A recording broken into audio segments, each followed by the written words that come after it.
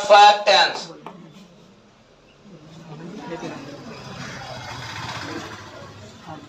शुभम बताएगी future perfect tense. Future perfect tense का structure Shubham क्या बारे? सब्जेक्ट प्लस अभिषेक शैल या विल और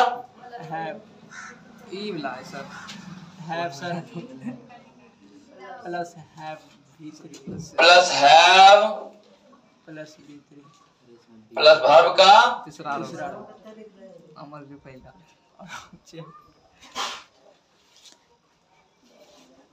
सही है। अब देखिए इसमें क्या कर रहा है, जिस प्रकार हम स्ट्रक्चर को याद रखें इसमें कुछ नहीं है। ये बोल रहा है उसमें बी लगेगा, है बिन लगता है, इसमें ना लगता, इसमें ना हम लोग बोल रहे ना लगता, फोर में ना लगता है, उसमें बीन ना लगता है। सब होता है डाउट डाउट होता है, डाउट होना स्वाभाविक है, सबको होता है, हमको भी कभी कभी होता है। ठीक है, डाउट होगा तभी तो क्लियर होगा, जब तक डाउट करोगे नहीं तो क्लियर होगा नहीं। ठीक है ना, डाउट करो, अगर डाउट हो रहा है मन में तो उसको एराइज करो, पूछो, अपने डाउट क्लियर हो जाएगा। क्लियर है? चलिए, तो आई के साथ सेल, सेल के साथ हैव, हैव के साथ वर्ब का तीसरा रूप ईट, एट, ईटन। ठीक है, I shall eaten, I shall have eaten, we shall have eaten।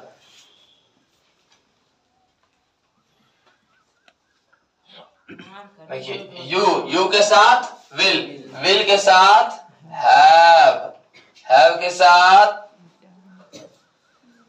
eaten, you will have eaten। अब ही या सी या it will have eaten. They के साथ they will have eaten. The boys, अगर द बॉयज है तो द बॉयज या the girls, जैसे लड़का अगर यहाँ पे इस्तेमाल में रहेगा। ठीक है, अगर थर्ड पर्सन सिंगुलर नंबर में हमारा कोई लड़का रहे तो उसके लिए प्लूरल नंबर में द बॉयज, अगर कोई लड़की रहे तो उसके लिए प्लूरल नंबर में द गर्ल्स का इस्तेमाल करेंगे। क्लियर है? द बॉयज या द गर्ल्स कैसे लगेगा, समझ में आ गया? चलिए अब देखिए हम आते हैं फ्यूचर परफेक्ट कंटिन्यूअस टेंस के साथ। अब हम पढ़ेंगे अभी फ्यूचर परफेक्ट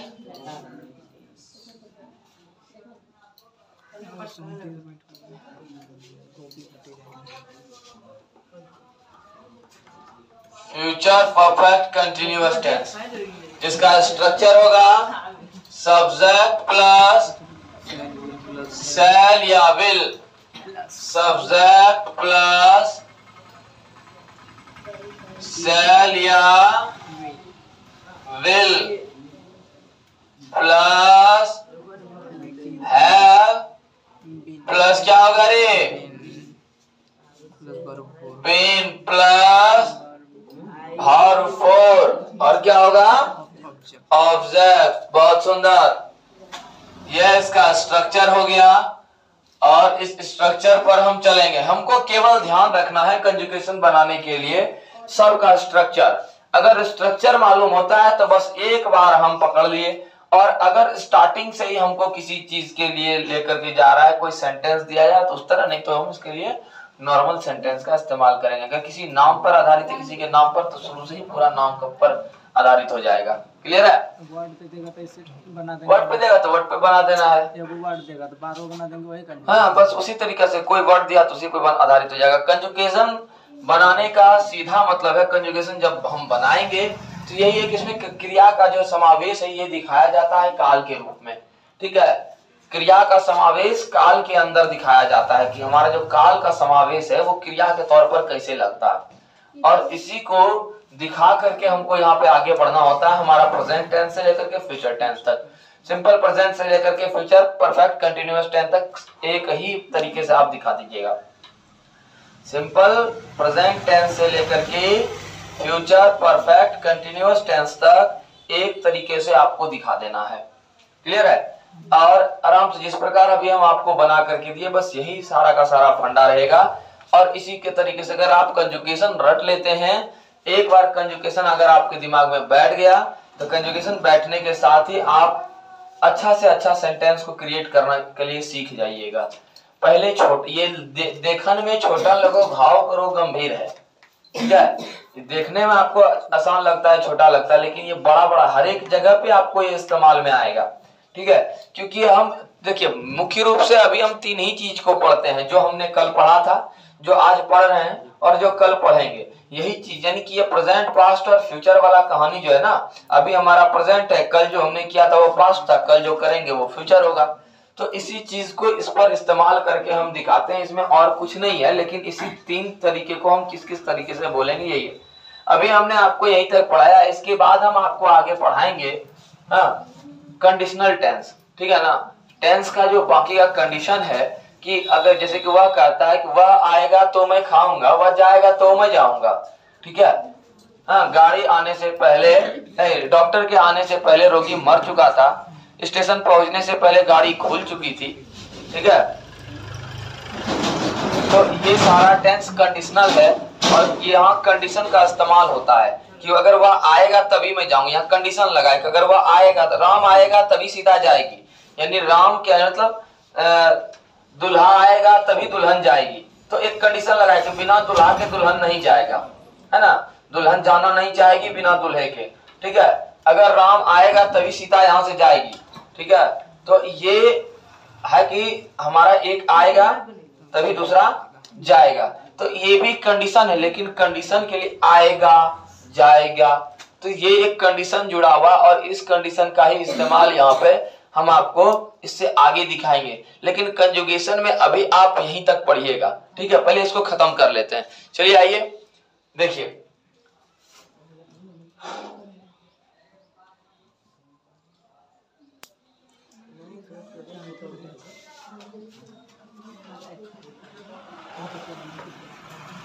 आपके इस्तेमाल के लायक जितना चीज है अभी हम आपको बता दिए, ठीक है? लेकिन इससे आगे भी आपको क्लास दिया जाएगा। ध्यान रहे कि जिसको भी, मैं फिर से बता देता हूं, ऐसे हर बार मैं बताता हूं कि जिसको भी जरूरत रहे हमको और अंग्रेजी पढ़ना और सीखना है तो एग्जामिनेशन पेपर के बाद आप आकर के 1 महीने 2 महीने के लिए जो भी है, जब तक कि आपका रिजल्ट नहीं आता तब तक आप निःशुल्क सीख सकते हो। उसके लिए आपको कोई चार्ज नहीं किया जाएगा, ठीक है? ध्यान रहे, इस सब चीज को एकदम दिमाग में रखो, एकदम निःशुल्क रहेगा आपके लिए, ठीक है? आपको सीखना है, अगर पूरा सेशन सीखना है तो पूरा सेशन सीख सकते हो, आपके लिए पूरा सेशन निःशुल्क रहेगा, ठीक है? चलिए आगे देखते हैं। अभी निःशुल्क यानी कि आपसे एक सिक्का नहीं लिया जाएगा उसके लिए। चलिए पर्सन की बात कर रहे हैं, अभी हम फर्स्ट पर्सन सिंगुलर नंबर में हमारा क्या है? आई, और आई का क्या, आई के साथ क्या लग गया? सेल, सेल के साथ हैव के साथ बीन, और बीन के बाद ईटिंग, बीन के बाद अगर बातें नहीं करोगे तो क्या समझ में नहीं आएगा? उतारो नहीं रे बुढ़बा, कॉपी मत करो, कॉपी करने के लिए बहुत समय बचा रहेगा। पहले यहाँ देखो जो बता रहे हैं, समझ में कुछ नहीं आने वाला। वी के साथ क्या लगा है? वी, वी के साथ हमारा क्या लग रहा है? यहाँ स्ट्रक्चर जो है बस वही देखिए, वी के साथ सेल लगा दिए, सेल के बाद हम हैव लगा देंगे, और हैव के बाद हम बिन लगा देंगे, और बिन के बाद हमारा V4 यानी ईटिंग हो जाएगा।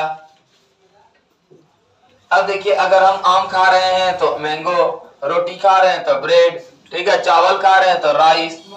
तो कहानी यहाँ इस तरीके से चलेगा। क्लियर? यू के साथ, यू हमारा सेकेंड पर्सन सिंगुलर नंबर है, यू के साथ विल, और विल के बाद क्या लगेगा? हैव, हैव के बाद बीन, बीन के बाद ईटिंग, यू के साथ वही विल के बाद हैव के बाद बीन के बाद बोलो जी ईटिंग।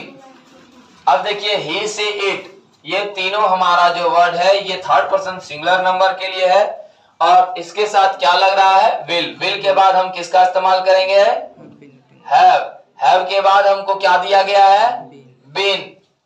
आवाज नहीं है क्या? उसके बाद बहुत अच्छे, शर्म करो, बचा के रखो आवाज, काम देगा रोने में ससुराल में। ठीक है, दे के बाद क्या हो जाएगा दे के बाद विल के बाद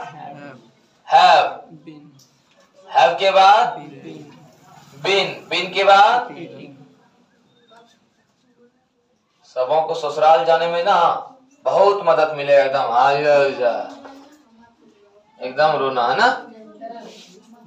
चलिए पहले लड़की ऐसे लड़कियों को भेज दो ना, सही में बॉर्डर पे भेज दोगे तो लोग बातें करके वो लोग को मार के भगा देगा, बातें से मार देगा। और यहाँ जब क्लास में पूछना चालू करो ना तो क्या होता है क्लास में आवाजें नहीं निकलता और थोड़ा देर गप करने के लिए छोड़ दो, यहाँ का कहानी उठा के वहां तक पहुंच जाएगी। नैहर का कहानी उठा के ससुराल, ससुराल का कहानी उठा के नैहर। चलो देखो यहाँ क्या है, हम आते हैं अब इसको देखिए एक बार समझिए देखिए क्या है बोल रहा है आई शैल हैव ईटन, क्या हो जाएगा मैं खा चुकूंगा।